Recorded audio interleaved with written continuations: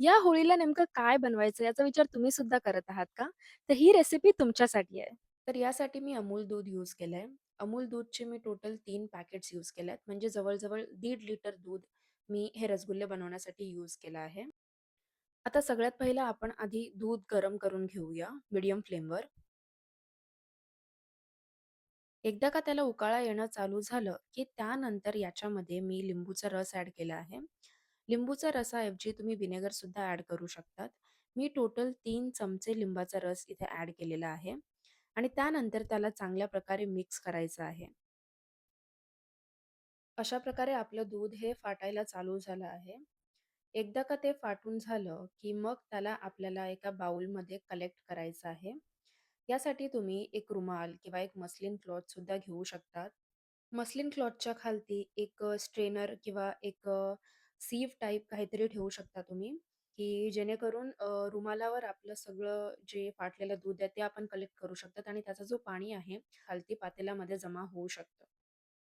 यानंतर तुम्हाला या रुमालाचा एक गोळा बांधायचा आहे.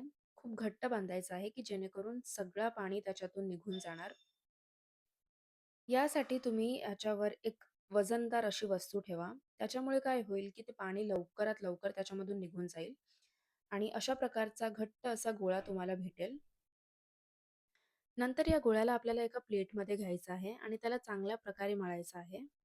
जर तुम्ही याला चांगल्या प्रकारे मळलं नाही, तर तुमचे रसगुल्ले सॉफ्ट होणार नाहीत.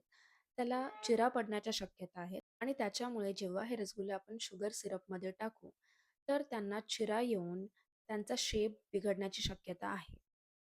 एकदा का हे चांगल्या प्रकारे आपण मळलं, की मी त्यांना 5 वाट्यांमध्ये डिव्हाईड केलं आहे. आणि या 5 वाट्यांमध्ये मी अलग-अलग कलर्स ॲड केले आहेत. येलो, पिंक, ग्रीन, ऑरेंज आणि एक वाटी मी तशीच ठेवली आहे. आणि त्याच्यानंतर मी यांचे गोळे बनवायला चालू केले आहेत. गोळे करताना तुम्हाला अलगद हातांनी करायचे आहेत. हातांचा प्रेशर जास्त द्यायचा नाहीये. प्रत्येक कलरचे मी 2-2 गोळे बनवले आहेत. आता आपण शुगर सिरप बनवायला चालू करूया. मी 1 वाटी साखर ही कढईमध्ये टाकली आहे. तुम्हाला 5 मिनिटासाठी हे हलकसं तापवायचं आहे. त्यानंतर मी 2 ग्लास पाणी टाकलेलं आहे. शुगर सिरप बनवताना एक काळजी घ्यायची आहे, की हे थिक बनलं नाही पाहिजे किंवा जेव्हा आपण ते हातात घेऊ, तर एक तार अशी जी बनते ना, ती नाही बनली पाहिजे. तुम्हाला हे लिक्विड फॉर्ममध्येच ठेवायचं आहे.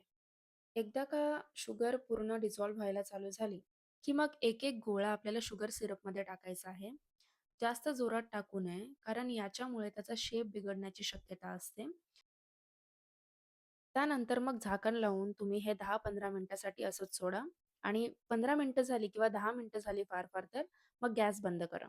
आता जवळ-जवळ 10 मिनिटं झालेली आहेत आणि आपले रसगुल्ले सुद्धा रेडी आहेत. तर मी आता त्यांना गॅस बंद करून प्लेटमध्ये काढेल. अशा प्रकारे हे रसगुल्ले रेडी आहेत. आणि जर माझी व्हिडिओ आवडली असेल तर लाईक करा, शेअर करा, कमेंट करा आणि माझ्या चॅनलला सबस्क्राईब करा.